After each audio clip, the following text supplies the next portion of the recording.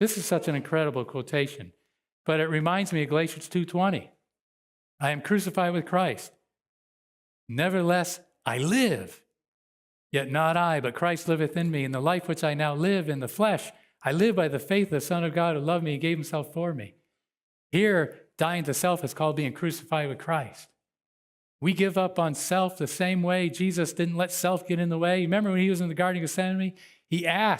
Jesus asked to get out of the cross because he was a real human with real feelings.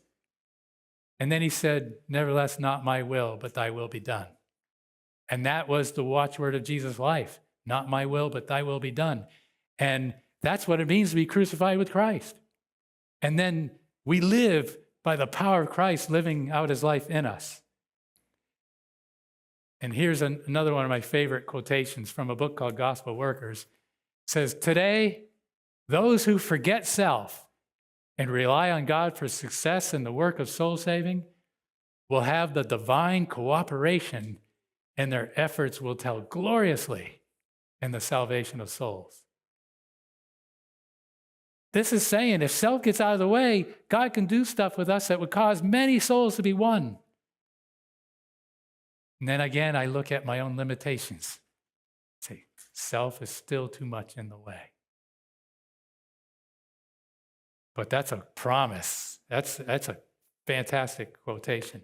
And it goes along with what Paul wrote in Ephesians. Now unto him that is able to do exceeding abundantly above all that we ask or think, according to the power that worketh in us. Let me ask you something. Can you dream big? Can you dream big? Can you dream so big you wouldn't even dare tell anybody because they might laugh at you because your dream is so amazing? He's saying here, you can't even think, you can't even dream what God can do. And when self is out of the way, he's able to do exceeding abundantly above all that we ask or think. No limits, according to the power that God worketh in us.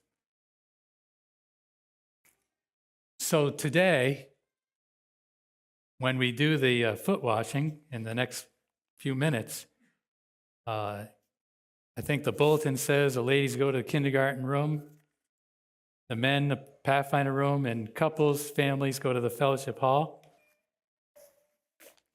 When you do the foot washing today, ask yourself, am I just going through the motions?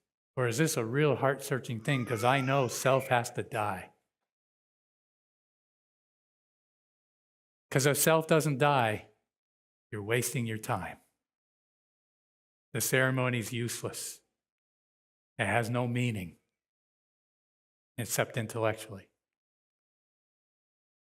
And so you really have to ask God, Lord, help me to see myself as I am. Help me to die to self. Do you want the Holy Spirit really to work powerfully in your life? That's what you got to do.